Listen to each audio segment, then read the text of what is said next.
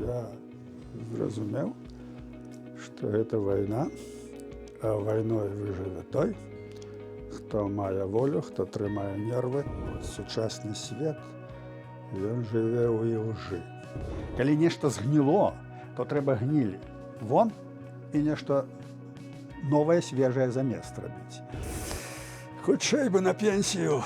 Пайду на пенсію, буду вершы пісаць. Яго прыходзіць сынок і кажа: «Тата, а я хачу быць дзяўчынкай».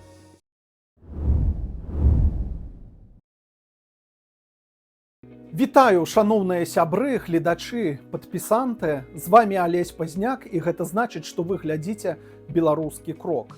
На гэты раз у фокусе крока гутарка з лідарам нацыянальна-вызвольнага руха «Вольная Беларусь» Зяноном Станіславовичам Пазняком.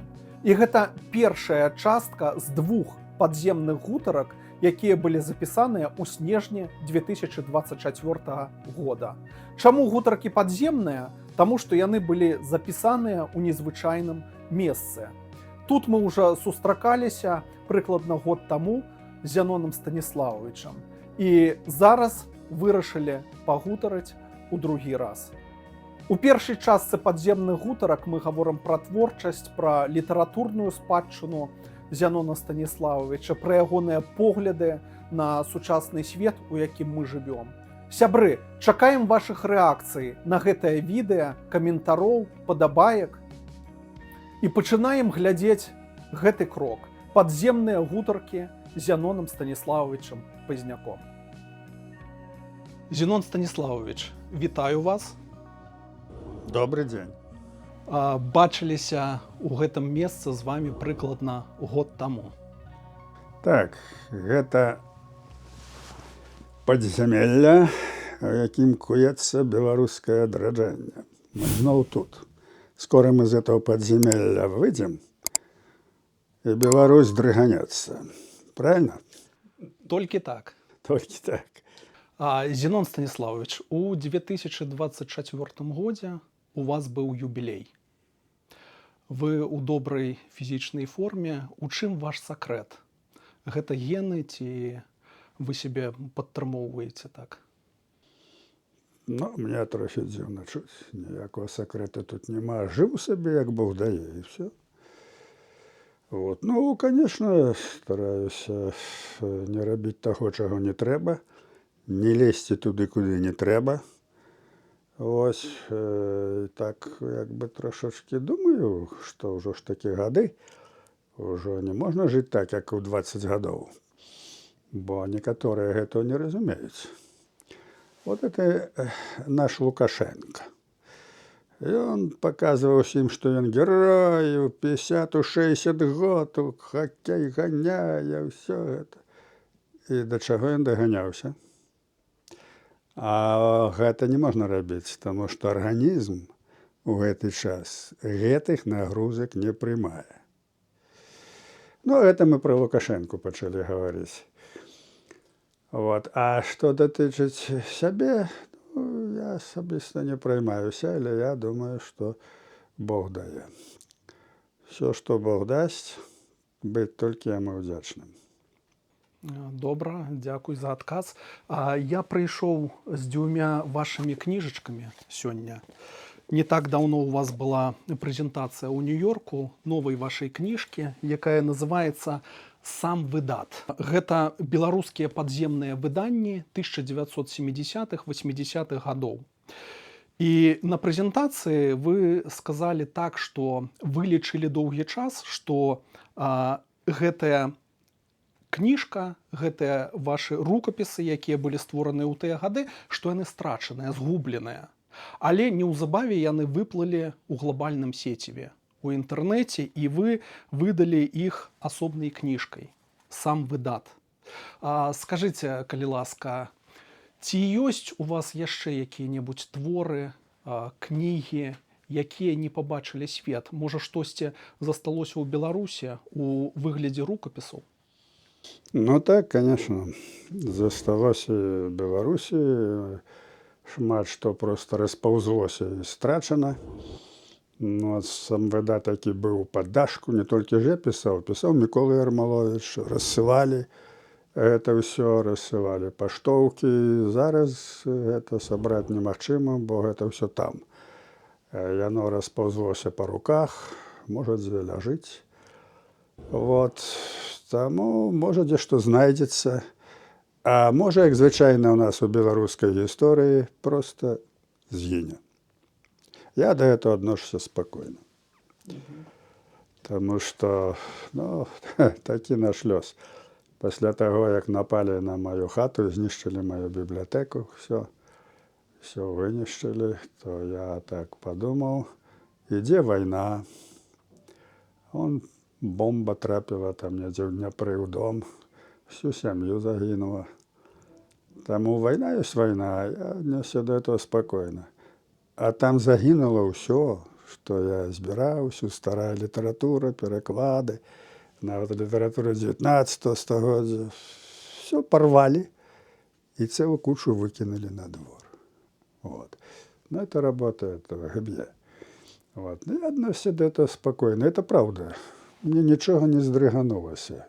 Я зразумеў, што гэта вайна, а вайной выжыве той, хто мае волю, хто трымае нервы, хто не страціць розум і будзе думаць халодным разлікам.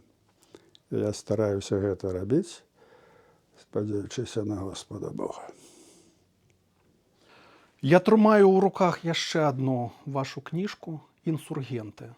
Гэта п'еса. І вы выступаеце тут як драматург. І гэтая кніжка «Інсургенты», яна аб'ядноўвае п'есы і пачынаецца, што цікава, кніжка з такой малой п'есы, ці як тут пазначана містэрыя ў адной дзеі «Інсургенты». І заканчваецца гэтая п'еса вельмі аптымістычна, словамі Кастуся Каліноўскага. «Інсургенты» — гэта пра Каліноўскага, ягоных пабрацімаў, вось ягоныя словы. Гэта валіцца гара Гедзіміна, а перад гэтым там гучны грохат такі быў. І Каліноўскі кажа: «Не бойцеся, мы выходзім, наперадзе воля». Вельмі такія моцныя словы. На сённяшні дзень, на жаль, Кастусь Каліноўскі не з'яўляецца беларускім героем у самой Беларусі. Прапагандысты называюць яго польскім тэрарыстам. Скажыце, на вашу думку, вось у вольнай Беларусі ці можа Каліноўскі з'яўляцца для нас героем нумар адзін? Не, ну это все глупства, што гавораць прапагандысты. Што гаварылі савецкія прапагандысты, ну і што? Нічога гэта не дало. На гэта не трэба звяртаць увагі. Каліноўскі — это магутнейшая фігура нашай нацыянальнай гісторыі, і ўсе, каму трэба, ведаюць. А тыя дзеці, тая моладзь, скажам, якая гэта не ведае, яна можа даведацца, пайшоўшы ў інтэрнэт. Зараз няма такога, як было 50 гадоў таму. Таму людзі жывуць, яны між сабой размаўляюць, абменьваюцца інфармацыяй. І людзі ведаюць, што такі Кастусь Каліноўскі, і ведаюць, што такое прапаганда. Ну, але заўсёды былі людзі, адныя разумнейшыя, другія меней разумнейшыя. Вот, таму нічога дзіўнага ў тым няма. Я не лічу, што это прапаганда дурацкая. Яна адыграе некую важную ролю і зможа знішчыць вобраз Каліноўскага. Ну, это смешна. Вот. Таму я не адношуся да этого сур'ёзна. Каліноўскі — это тое самае, што плявузгаць на Ісуса Хрыста. Ну, плявузгаюць жа ўжо 1000 гадоў, нават болей. Ну і што? Вот. Таму, не, гэта не тая фігура, Кастусь Каліноўскі, якую можа знішчыць прапаганда. Глупства это ўсё. Таму я сур'ёзна не адношуся да ўсіх гэтых прапагандысцкіх паходаў. Зінон Станіславович, у кніжкі «Інсургенты» ёсць евангельскія дзеі. Ёсць п'есы «Ірад», «Хрыстос», «Юда», «Пётра». Чаму менавіта хрысціянская тэматыка? Гэта вам блізка? Но я тут растлумачыў у кніжцы, што я, па-першае, я па адукацыі тэатразнаўца. Так. Вот. І я тут адраджаю старыя жанры, і міраклі, і па народную драму. Вось мая задача адрадзіць хрысціянскі тэатр. У нас у Беларусі ён быў школьны тэатр, была батлейка. Вот. Былі драматургі, скажем, Каэтан Марашэўскі. Вось. І зараз вельмі важна было б вось гэтыя ідэі вялікія, якія ў аснове нашага жыцця, каб іх адрадзіць у тэатры, на сцэне. Тэатр зараз практычна ва ўсім свеце перажывае перыяд маразму, поўнага ўпадку, дэградацыі, паскудства, як, зрэшты, ўсё это мастацтва заходняй цывілізацыі. Вот. Таму задача, якую я паставіў, это стварыць драматургію для хрысціянскага тэатра. І на розным узроўні. І для самадзейнага тэатра, і для, скажем, тэатраў пры цэрквах, і для вялікага прафесійнага тэатра. Скажем, п'еса «Павел», там 60 асоб. Это можа паставіць толькі вялікі тэатр з вялікай трупай. Таму п'есы розныя, але нават у такой п'есе, як «Павел», там 12 сцэн, можна асобна паставіць кожную сцэнку. І таму нейкі самадзейны тэатр, скажем, пры малельным доме, ці пры царкве, ці пры касцёле, маглі паставіць такую сцэнку ў сувязі там з калядамі, допустим, ці з нейкім святам. Я таксама это прадугледжваў. Вот. Гэта вельмі важна. Паўтараю, бо ў аснове гэта вось той жыццёвы сэнс, якім жывуць людзі, якім жыве ўвогуле чалавецтва. Трэба да гэтага сэнсу вяртацца, бо сучасны свет, ён жыве ў ілжы. Ілжа стала нормай. Людзі гэта ўжо нават не заўважаюць. А это крах асобы. Вот. Трэба вяртанне да гэтага. Ёсць цэрквы, ёсць касцёлы, ёсць Евангелие, ёсць тэксты.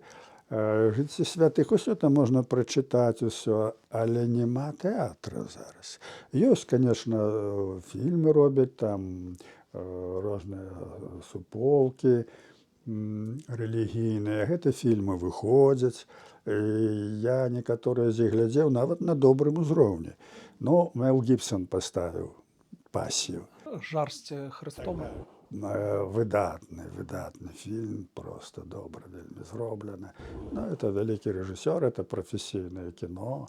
Вось. І вось такіх фільмаў для сучаснага свету трэба паболей. Вот. Дык вот я паставіў такую задачу падрыхтаваць драматургію, таму што тэатр не ўзнікне, калі няма драматургіі. І я ўзяў галоўнейшыя слупы хрысціянства.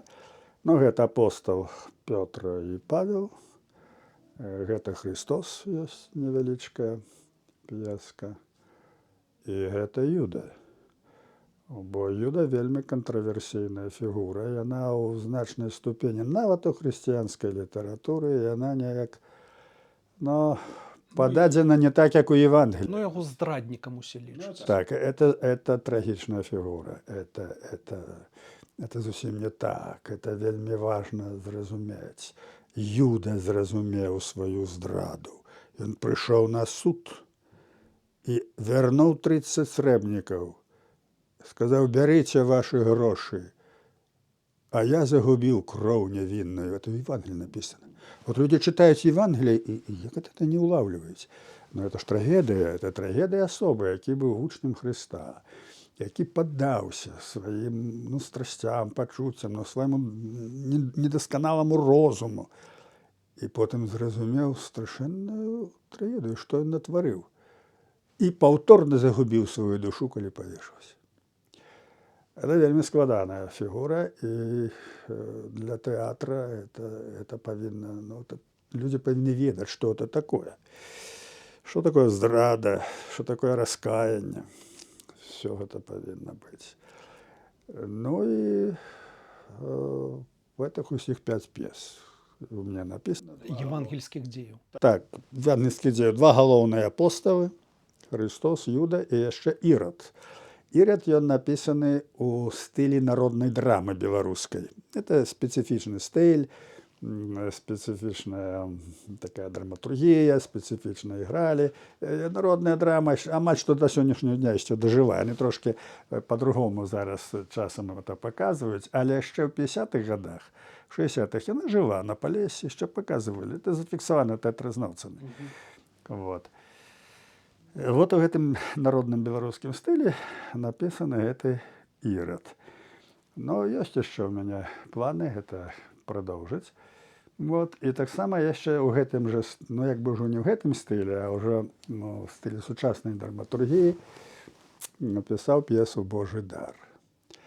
Значыць, сутнасць у тым, што калі ўзарвалася атамная станцыя ў Чарнобылі, людзей выселілі, але адна евангельская група, якая жыва ў глухой вёсцы, адмовілася ехаць. Вот. Яны вераць у Бога, і Бог над імі жаліцца. Яны будуць жыць там, дзе жылі. Яны адмовіліся ехаць. А там было па 65 кюрэй. І вот яны ўсе выжылі. Ніхто не захварэў. І вот сутыкаецца з тымі людзьмі, якія прыходзяць адтуль, там у масхалатах усё. І вот паказана вось гэта такая фантастычная з'ява. Цуд такі. Да, такі цуд, які праецыруецца ў маленечкай такой суполцы на цэлую нацыю. Тут і сімволіка яшчэ.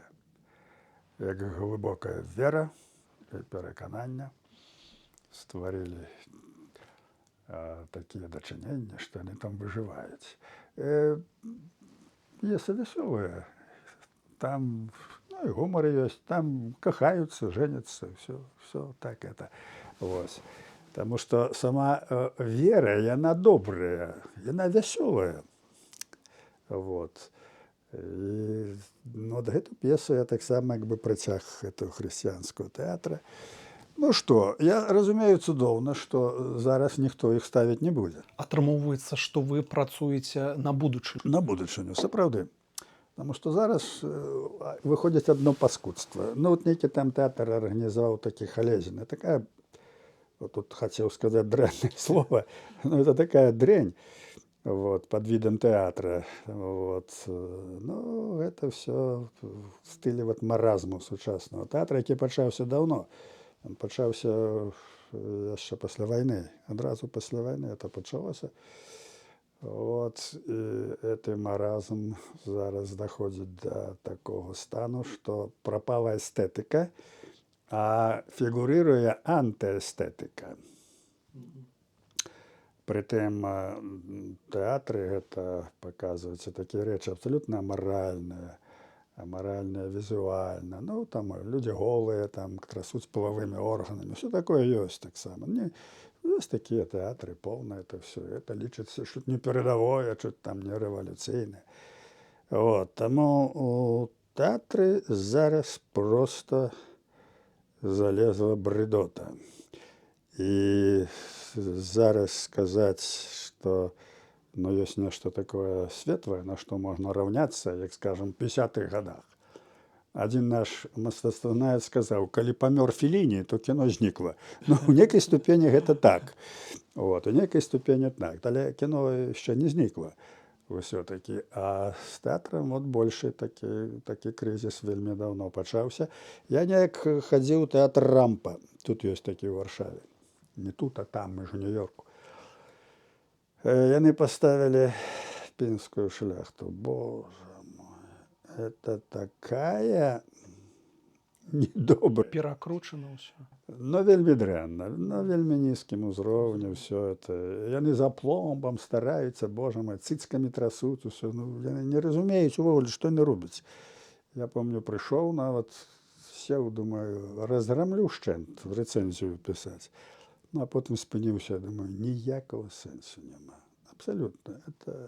Это абсалютна. Это з'ява, якая павінна скончыцца.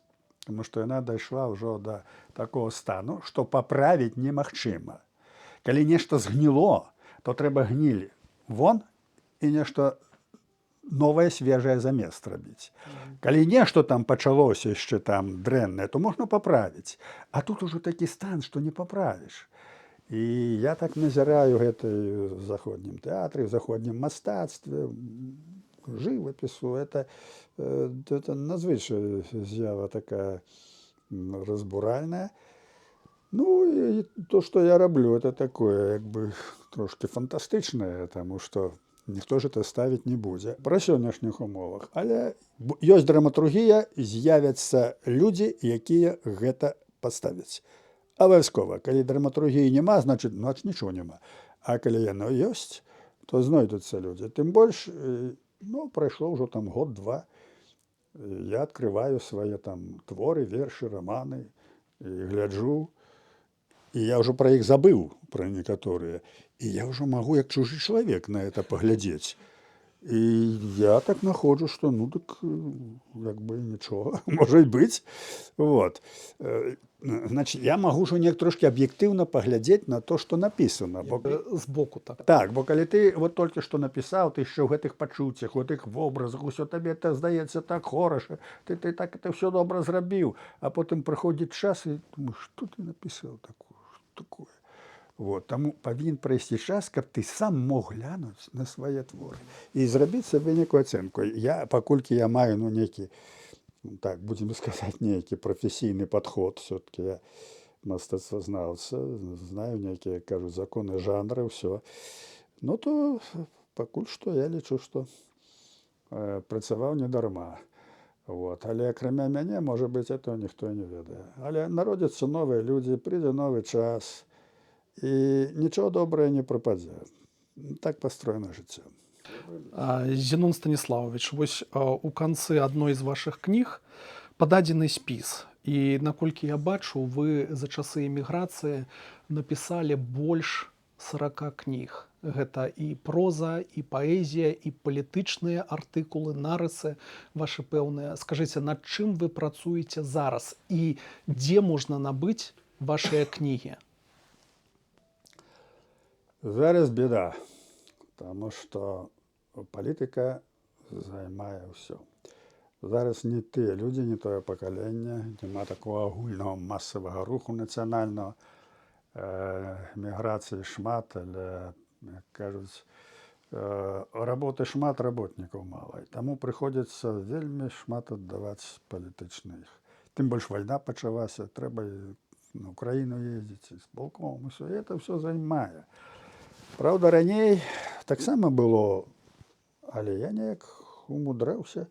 Вот эту паэму «Великое княжество» я практычна напісаў у машыне. Па дарозе з Нью-Джерсі ў Нью-Йорк. Это гадзіна язды. А мой, што на заднім сядзенні сядзеў, пісаў. Вот. Ну, то зараз яшчэ больш заняты. Так што неяк зараз так цяжэй. Мне шмат што ёсць напісана. Пачатак і не скончана. Вот нешта пачаў, не скончыў, думаю, потым. Пачаў, не скончыў, не надзеў рукапіс. А некаторыя рукапісы знайсці не магу. Пісаў нешта, дзе это дзеў. Вот. Таму это вот такі вот час настаў. Вот, для што не ведаеш, за што хапацца. Вот. Это не 19 стагоддзе, калі, скажем, пісьменнік уставаў 7 гадзін, вастрыў пёрка, сядзеў за столік і пісаў якую-небудзь там сваю паэму там ці што. Так. Такога цяпер няма. Таму, ну, спадзяюся, што некалі давяду это да ладу. Бо я хачу яшчэ і прадоўжыць і хрысціянскія п'есы пісаць. І шмат яшчэ ёсць іншых задум. І аповесці, некаторыя ўжо пачатыя. Вот. Ну, але тут як Бог дасць. Я так думаю, што калі зменіцца сітуацыя, калі пераможам на Ўкраіне, калі Мордар будзе разбіты, калі рэжым сканае і будзе вольная Беларусь, ну тады можна будзе продолжить гэтую працу. Но это я говорю сур'ёзна, але самому смешно. Чаму? Чаму? Таму што я вспомню, быў такі, ну, лічыўся паэтам, але ён на самай справе графаман. Это Олесь Башко. Вот. Это такая агентурная была істота, ён працаваў на КГБ, адначасна вершы пісаў. І вот ён стаў дырэктарам музея Янкі Купавы. Рабіць не было чаго, а я быў якраз рэпрэсаваны. І там працаваў фотографам. Ну і вот з часам я заходзіў да яго кабінет, яго сумны, ён глядзеў в акно, і мы пачыналі з ім гаварыць пра то ды пра сё. І ён мне кажа: «Эх, кажа, хутчэй бы на пенсію, пайду на пенсію, буду вершы пісаць». Зразумеў? Зразумеў. Вот так, самы час пайсці на пенсію, пісаць вершы. От напішаш уже тады. Сябры, калі вы рэгулярна глядзіце беларускі крок, то я ўжо казаў, што 16 лістапада 2024 года судом Ленінскага района горада Гародня YouTube-канал «Беларускі крок» прызнаны экстрэмісцкім. Разам з YouTube-каналам экстрэмісцкім прызнаны і тэлеграм-канал «Беларускі крок», а таксама мае асабістыя старонкі ў сацыяльных сетках Facebook і Instagram. Сябры, калі вы знаходзіцеся ў Беларусі, то падумайце пра сваю асабістую бяспеку. Калі ж вы знаходзіцеся за межамі Рэспублікі Беларусь, то вы можаце дапамагчы беларускаму кроку. Напішыце, калі ласка, які-небудзь каментар пад гэтым відэа, пастаўце падабайку і падпішыцеся зноў-такі пры ўмове, калі гэта для вас бяспечна. Таксама вы можаце ахвяраваць на беларускі крок і такім чынам падтрымаць развіццё беларускага Ютуба. Усім дзякуй, хто глядзіць гэтае відэа.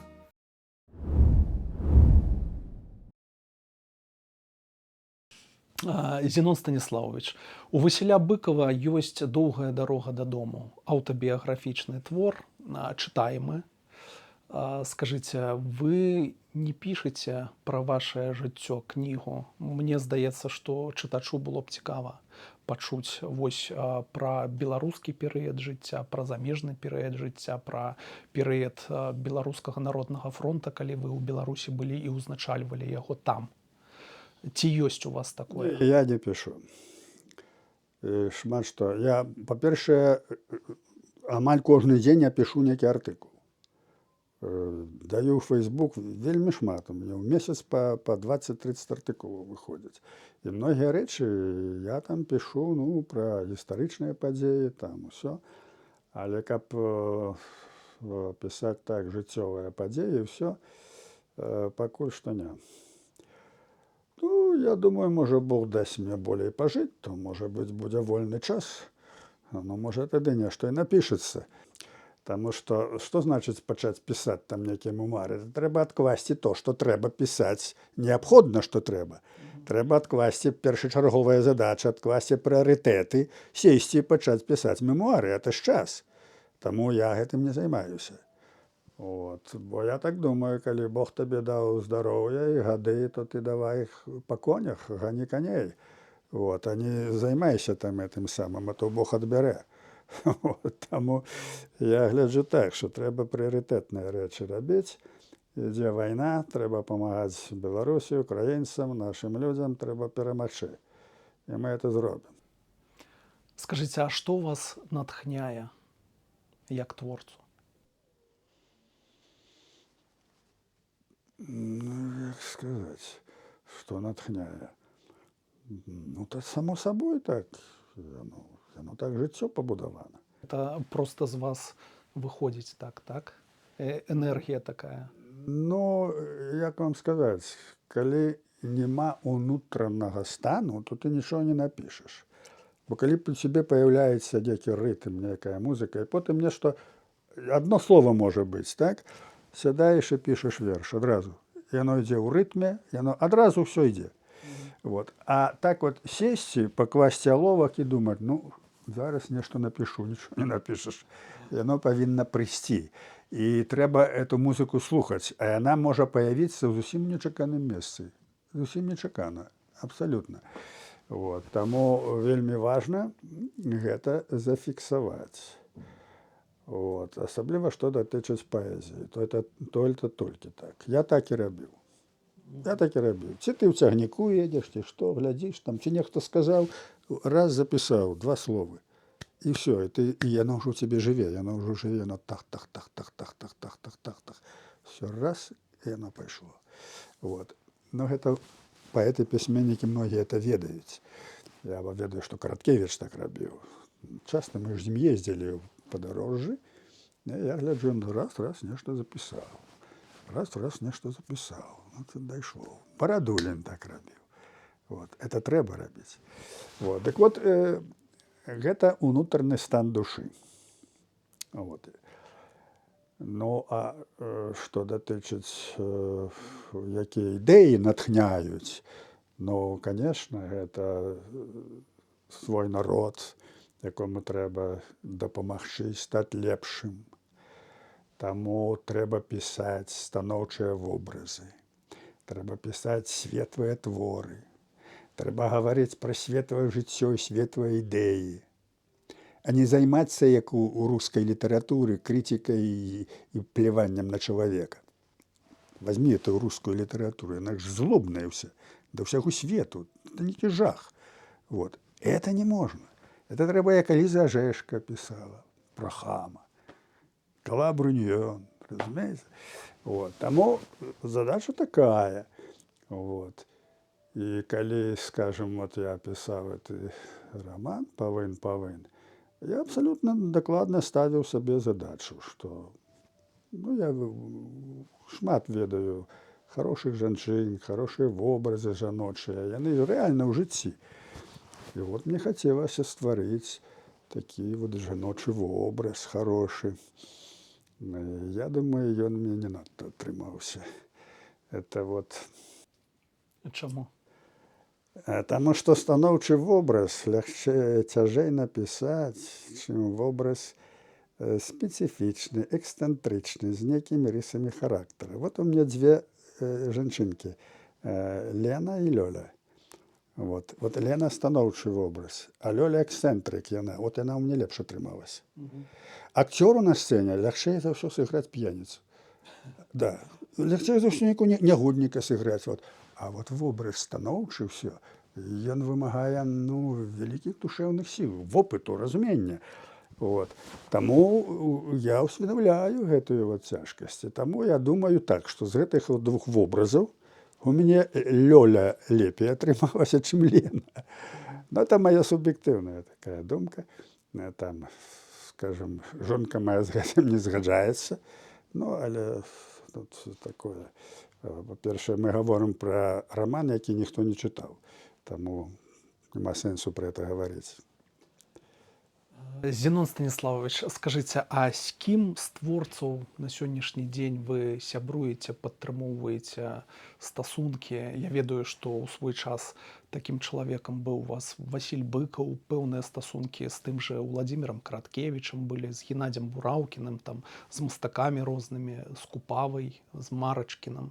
На сённяшні дзень ці ёсць такія людзі ў вашым атачэнні, з кім вы сябруеце, каму патэлефанаваць можаце?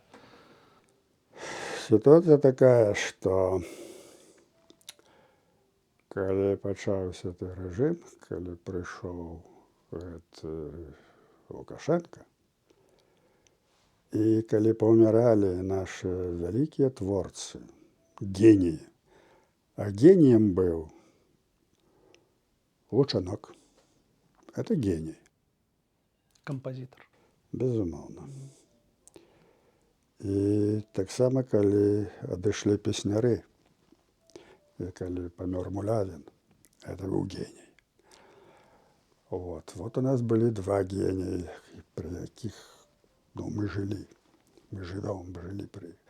Вось. У гісторыі нашай былі там і Купала, і Богданович, але это было даўно. Далей Быкаў, вялікі пісьменнік сусветнага класу. Вот его нема. Бураўкін, хороший паэт і беларус моцны, памёр. От Барадулін няма. І от это вялікія карыфеі літаратуры, яны адышлі. Пакінулі па сабе вялікую літаратуру, вялікае мастацтва. І пасля іх нічога не нарадзілася. Вот это найбольшая беда. Мало того, что у нас знішчана літаратуразнаўства, часопісы літаратуры, няма дзе ж і пісаць нават, каб былі. Вот. Но у нас нічога не нарадзілася. Быў паэт, які падаваў вялікія надзеі, Сыс, і той рана памёр. Вот. І гэта прыкмета вот гэтага рэжыму, гэтага знішчэння нацыі. Разумееце, это вельмі мяне непакоіць. Таму што які б ні быў рэжым, вельмі страшныя рэжымы нараджалі супрацівы, нараджалі вялікую літаратуру. Нават у 30-е гады было. Вот. Нараджалася. Цяпер нараджаецца ў асноўным маразм. Вот то, что мне там прыходзілася з часам чытаць. З чым звязана гэта? Это звязана з агульным цывілізацыйным упадкам, перш за ўсё. Глобальным. Это упадак заходняй цывілізацыі. То, што мы пра тэатр пачалі гаварыць, усё. Вот. Ну і што б там не было, які б там не быў рэжым, ён усё роўна нашу вот у Беларусі падпарадкоўваецца гэтым пэўным, так сказаць, законам гэтага знішчэння. Скажем, людзі, якія жывуць у камфорце, ну, ясная справа, там вялікіх духоўных дасягненняў не будзе. Это появляецца новы тып асобы. Інфантыльны, безадказны. Гісторыя это паказвае не першы раз. Вот. А ў нас, здавалася б, сітуацыя трошкі другая, няма таго і камфорту ўсё, а асоба ўсё роўна такая самая. Вот. Ёсць такія цывілізацыйныя моменты, якія перадаюцца ў ментальнасці, ў духу, а не толькі стаяць на матэрыяльнай аснове, хаця аснова матэрыяльная ёсць. Вот. Дык вот, я думаю, што гэта звязана, што мы трапілі у агульную цывілізацыйную дэградацыю.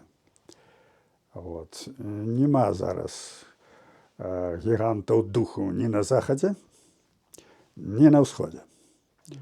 Нема вялікай літаратуры. Не нараджаюцца новыя быкавы. Нараджаюцца. Вот. І гэта вельмі такое яскравае сведчанне дэградацыі духоўнай нашай заходняй цывілізацыі. Мы адносімся да заходняй цывілізацыі. Мы, беларусы, адносімся да заходняй цывілізацыі. Як нашчадкі вялікага княства. Так, і вся эта сістэма каштоўнасцяў культурных усё, яна наша, еўрапейская. Вот. Усё, што нанеслася там з усходу, з Расіі, ўсё, яно ўсё ў стане маразму, яно ў стане некага паскудства, вычварэнства. Усё. Это ўсё не прывялося. А вот тое, што глыбока сядзіць у нашай еўрапейскай душы, гэта ёсць. Вот. Таму ёсць вялікія надзеі адраджэння, бо ёсць здаровая аснова, яна існуе у народа нашага. Вот. Таму я вельмі аптымістычна гляджу, што абваліцца гэты рэжым, все гэта пойдзе хутка, бо ёсць законы і ў літаратуры, і ў грамадстве, калі, скажем, вельмі прыгнечанае развіццё, духоўнае, мастацкае, там, чалавечае, яму проста не даюць развівацца. І потым раптам магчымасць это ўзнікае. То гэтае развіццё ідзе шляхам паскарэння. Беларускай літаратуры, вот яна, ёй не трэба было 100 гадоў 19 стагоддзя. Яна была прыбіта ў 19 стагоддзі. Вот. Паўлюк Багрым пісаў, адзін верш астаўся, яго знішчылі. І мы не ведаем, што ён пісаў. Толькі адзін верш застаўся. Так? І вот 905 год, наша ніва, пайшла наша літаратура, і яна прайшла гэты шлях за некалькі гадоў. За 10 гадоў. Усе гэтыя стылі, ўсё пайшло, і сімвалізм, і рамантызм, і рэалізм, ўсё хутенька пайшло. Яно развівалася з паскарэннем. Вот. Гэта, і вот гэтую з'яву ў літаратуры адлюстраваў наш вялікі геній Максім Богданович. У 1915 годзе напісаў спецыяльны артыкул аб развіцці мастацтва паскарэння. Толькі дзесьці праз 50 гадоў там у Балгарыі нехта Гачаў дысертацыю напісаў на эту тэму, потым наш там Каваленка з Гачарова спісываў это ўсё. Но Богданович гэта ўсё. І Богданович, колькі яму тады было гадоў? Ну, маладым ён памёр. Ну, яму было 23 гады, здаецца, тады, калі ён это напісаў. Ну, это геній. Такі ўзровень мыслення, такого разумення мастацтва, все у такія гады гэта толькі ад Бога. Дык вот Богданович это паказаў. І гэта закон, які існуе і ў грамадстве, і існуе ў літаратуры, у мастацтве, і нават у прыродзе. Калі вы бочку, у якой сталілі агуркі, паставілі вясной на зямлю, а потым сярэдняе лета знялі, і бачыце, там белая трава, без хларафілу. Праз пару дзён яна будзе зялёная, тут жа пачне расці. Вот табе працэс паскарэння ў прыродзе. Гэта агульны закон, ну, прыроды, бо прырода гэта таксама развіццё духа. Просто тыя кантакты, тое, што вот як яно звязана, чалавеку цяжка уявіць. Але прырода гэта твор боскі. Я у маладосці вельмі цікавіўся астраноміяй. Я думаў паступаць на звёздную астраномію. Не шкадуеце аб гэтым? Абсалютна нічога не шкадую, таму што самае галоўнае зроблена. Ёсць дзяржава Беларусь, ёсць незалежная Беларусь. Гэта ўдалося зрабіць. Всё остальное не важно. Абсалютна. Мне не цікавіць там моя дысертацыя доктарская, якую я напісаў, хопіць мне кандыдацкай. Вот абсалютна это не патрэбна. Дык вот гэтае вот пытанне, яно паказвае, што Зямля – это абсалютна незвычайная з'ява у космосе. Я думаю, што няма аналагаў у космосе. Это абсалютна незвычайная з'ява. Абсалютна. І я ўспрымаю Зямлю як жывую істоту. Яна жывая. І калі чалавецтва дэградуе настолькі, што пачне пагражаць гэтай зямлі і на яго выплюне ад сябе. Яно так і будзе. Разумееце? І гэта ўсё стасуецца, трэба чытаць Біблію, трэба чытаць Евангелие. Это стасуецца, толькі трэба ўмець разумець это ўсё. Але такая з'ява ў прыродзе касмічная, як Зямля, гэта з'ява абсалютна унікальная. Абсалютна. Ну, не буду тут расказваць шмат, бо это... Але просто хто хоча, хай задумаецца, хто разбіраецца у біялогіі, у прыродзе, у клімаце, ва ўсім. Вот. Это дзівосная з'ява, я вам скажу. Вот. Таму тыя сувязі, пра якія я кажу, што і матэрыяльнае, і духоўнае, это ўсё ж такі. Разумееце, так як электрон, ён адначасна і хваля, і можа быць як часціца адначасна. Разумееце, якая з'ява? Это адкрыта яшчэ даўно, там, 70 гадоў таму, так, по-моему, Гайзенберг это адкрыў. Ну, не буду удавацца, можа, я памыляюся, бо некалі я любіў чытаць этих і Планка, і Гайзенберга. Вот. Дык вот, гэтая вот з'ява, пра якую мы гаворым, ось, яна дае такі аптымістычны імпульс, што то, што мы перажываем, гэта мы перажываем, ну, пэўную з'яву роста, з'яву змены, якая дасць новую рэальнасць. І таму то, што адбываецца з намі, з нашым народам, то, што ён так пакутае, ўсё, так, але гэта дасць новую рэальнасць. Это дасць магчымасць ужо гэты вопыт накапіць і выйсці, і нацыя будзе больш дасканалай. Вот. Што толькі ў гэтым бянтэжыць, што вот мы пачынаем думаць катэгорыямі народа, нацыі, там, пакаленняў, а нам бы хацелася гэта самім усё бачыць. А жыццё кароткае. Вот. Таму вельмі важна, вот, каб вырасталі такія людзі, якія мыслілі катэгорыямі нацыі. Тое, што будзе пасля іх, каб яны мелі адказнасць за свае словы, за сваю працу, каб яны это бачылі, вот, што наперадзе. Хрысціянства выхоўвала такіх людзей. Цяпер гэта практычна знікла, таму што ясна чаму. Часы такія. Чалавецтва эксплуатуе свае нейкія там прыродныя пачуцці, і гэта прыводзіць да, проста прыводзіць да дэградацыі, таму што людзі у сувязі з гэтым не разумеюць нейкіх простых рэчаў. Для чалавека свабода вельмі важная, але не свабода таксама важная. Можа, нават важнейшая для культуры. Свабода і несвабода павінны быць у гармоніі. Ну і ўсё нашае вот грамадства, яно пабудавана на свабодзе і на несвабодзе.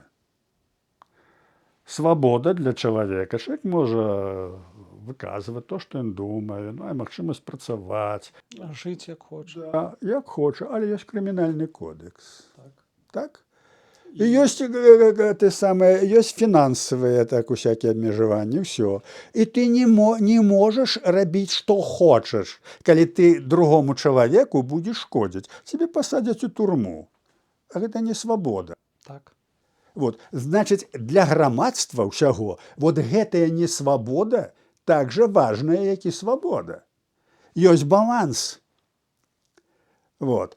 І калі гаварыць так, што раблю, што хачу, свабода без берагоў, я вот усё, я магу тут голы выйсці на вуліцу, я магу ўсё. А другім это прыемна? А да чаго это прыводзіць? І гэтак далей. То есть тыя напрацоўкі культуры, якія зробленыя чалавецтвам, яны зараз разбураюцца пад выглядам свабоды. Так? Таму што людзі забываюць, не то, што забываюць, ім это не растлумачана многім, што не свабода нам патрэбна, каб грамадства існавала. Іначай яно не можа існаваць, калі мы не можам сябе абмяжоўваць. Уже не можем, бо гэта не свабода, ёсць парадак. І найвялікшы парадак – это боскі парадак, які датычыць увогуле маральнасці чалавека, як трэба жыць у прыродзе і як павінны жыць паміж сабой. Это хрысціянска-юдэйскія каштоўнасці. Ну так. Вось. Таму зараз то, што мы бачым, это ідзе такі, да глебе таго, што чалавек свабодны, все, гэта галоўная каштоўнасць, а астальное як быццам нічого не існуе. І от ствараецца чалавек інфантыльны, які нікога не паважае, які эгаіст, які жыве сам сабе, які эксплуатуе свае прыродныя страсці, недахопы. І гэта можна, аказваецца, все, можна разбурыць чалавецтва на аснове гэтага паняцця чыста прыроднага. Чалавек да культуры ішоў, абмяжоўваючы прыроду. Да гэтага ішоў. Да маральнасці, як чалавек ішоў, абмяжоўваючы свае палавыя страсці. Стварэнне сям'і, стварэнне маралі, ўсё. Іначай грамадства не існавала б. Яно жывёла абмязована інстынктам. Жывёла не робіць зла. Яна жыве інстынктам. Але гэты інстынкт накіраваны на прадаўжэнне роду, на, так сказаць, каб від развіваўся, ўсё ж это разумна зроблена. А вось эксплуатацыя свабоды без берагоў, яна прыводзіць да таго, што разбураецца чалавек, разбураецца, і ўсё гэта пад відам, таких перадавых поглядаў. І вот да Ілона Маска, які быў таксама вядомая фігура Ілон Маск цяпер. Сябар Трампа. Сябар Трампа, ўсё, ён левак быў такі чалавек, да яго прыходзіць сынок і кажа: «Тата, а я хачу быць дзяўчынкай». Значыць, у гэтай шкоднай школе, дзе знішчаецца аснова, біялагічная аснова існавання чалавека. Вот. Дзіця прынесла вот такія думкі. І тады ён тады зразумеў, што творыцца нешта не тое. Это вот адзін зразумеў, другі б не зразумеў. Другі б, разумееце, таму вось гэтыя рэчы, якія вот існуюць зараз, это вялікая размова, ўсё, але яно ўсё праецыруецца ў мастацтве, у літаратуры, у тэатры, пра што мы гаварылі. І я лічу, што гэта асноўны, як кажу, тренд, які прывёў да таго, што у нас з 94-го года не нарадзілася больш геніяў і няма такіх свяціў, як былі ў літаратуры. Это не толькі рэжым Лукашэнкі. Это агульная з'ява. Бо фактычна вот такі рэжым, які зневажае нацыю, культуру, гісторыю, ён павінен, наадварот, нараджаць моцных людзей і моцную літаратуру, і мастацтва барацьбы. Яно павінна быць. Дзе яно? Дзе яно? Вот і справа. Таму тут больш глыбокія карэнні, і глядзець трэба, не думаем, памылімся, што толькі знішчым гэты рэжым, і ўсё будзе добра. Будуць другія вызванні, яшчэ страшнейшыя. І мы да іх не гатовыя. Мы да іх не гатовыя. Трэба рыхтавацца зараз. От чаму я пішу гэтыя п'есы. Вот, бо, як кажуць, разумныя людзі былі да нас, будуць і пасля нас. Вот. І каб гэта было падтрымана, каб гэта пашло. Бо выратаванне я бачу толькі у рэлігіі, толькі ў хрысціянстве. Яно дало аснову. Яно стварыла новую цывілізацыю, нового чалавека. Яно жыве да сённяшні дзень. І зло, якое пануе зараз на зямлі, першым чынам яны хочуць знішчыць хрысціянства. Усё зло, усё, яно заўсёды накіравана супраць хрысціянства. І ўвогуле не толькі супраць хрысціянства, супраць усяго духоўнага, што ёсць на зямле. У тым ліку і супраць філасофіі разумных людзей, супраць таго ж ісламу, скажем. Вот. Таму, вот такая ситуация з нашим мастацтвам, з нашай літаратурай. І хочу паўтарыць яшчэ это вельмі важна, што знішчэнне, нават знішчэнне Расіі. Вот прападзе эта Расія, разваліцца. Не думайце, што будзе шчасце ў Беларусі. Таму што ёсць духоўныя моменты, якія фармуюць асобу, грамадства, і мы не гатовы да гэтага ствараць, мы не гатовы. Вот. Вот гэта важнейшыя моменты. І трэба пра гэта думаць зараз. Палітычная, знаеце, як у той Сірыі. Асада няма, пачакайце, што будзе. Можа быць яшчэ горай, так як в іншых краінах.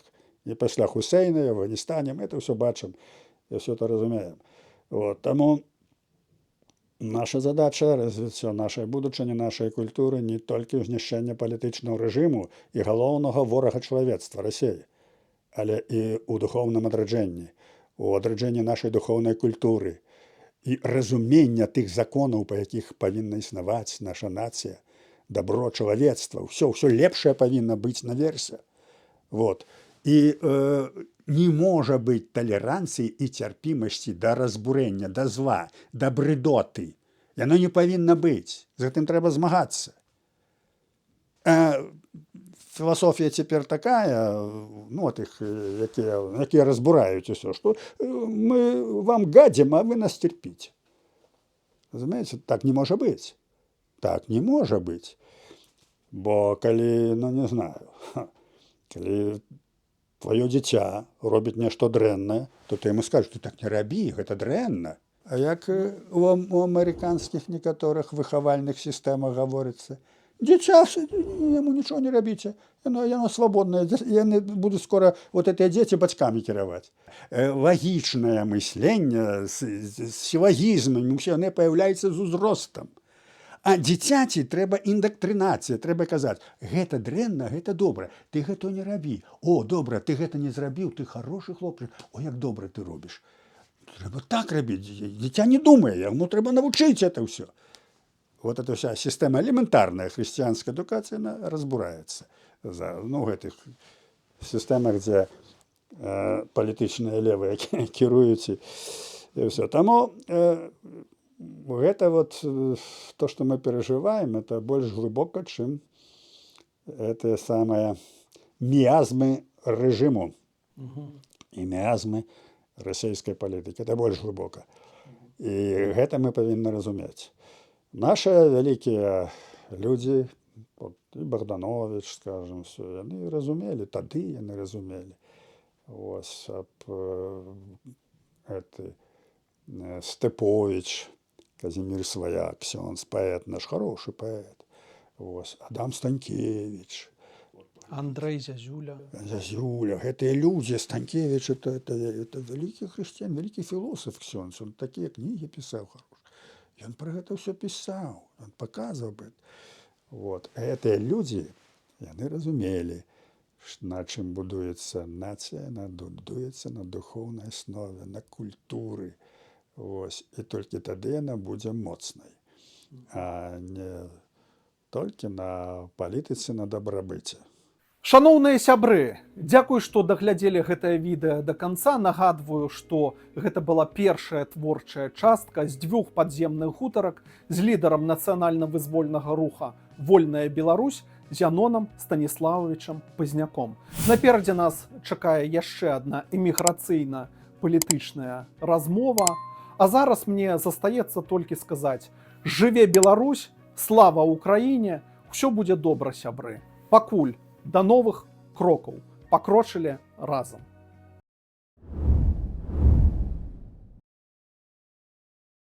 На протесты вышли веселые, пригожие люди, якія танцевали, спевали, якія не приймали протест.